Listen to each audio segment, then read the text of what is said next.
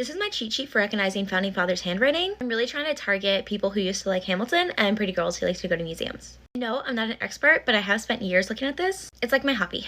My favorite is John Adams because it was really plain back in the 18th century, but so legible today. And it highlights his like perfectionist nature because look at the O's, look at the A's, look at the perfectly dotted I's. Congress bullied his handwriting because of how plain it was. 10 out of 10 for me now. Next, we have his frenemy, Thomas Jefferson. Right away, you can see the duality between his handwriting and his signature, and that's his tell-all. Jefferson's handwriting followed more technique than Adams in the day, but it's just sloppy looking, whereas his signature is very copybook, extravagant.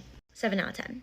George Washington. I like to joke that George Washington's handwriting looks like Thomas Jefferson's signature, and Thomas Jefferson's signature looks like George Washington's handwriting. George Washington, from my observation, does not like points. In comparison to the other founders, Washington's handwriting is very looped, and he doesn't make it a point to emphasize his F's or T's like the other people do.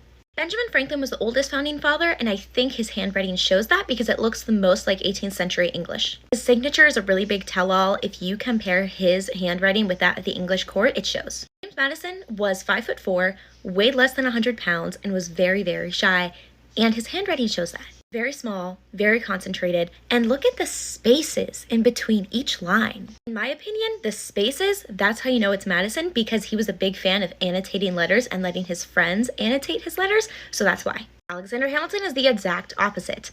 The man obviously wrote a lot. He wasn't going to let space in between his lines. His handwriting is also very decorative. Like, look at that signature. Look how many O's are in that signature.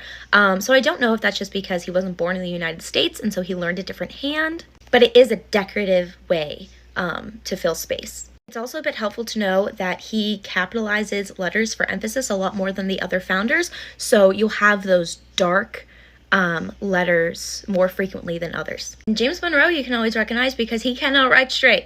His paragraphs are always crooked, and a lot of people's paragraphs are crooked, but James Monroe's is always crooked. Finally, for Supreme Court Justice John Jay, he loves decorative D's. And he loves crossing his T's. And a lot of people like crossing T's back then, but his are very, very, very, very, very crossed. And look at the D swirl. Every time. This is in more casual correspondence, but look. D swirl. Every time. And like I said, I'm not an expert. I just spent a lot of time looking at these guys, and this is what I picked up and noticed.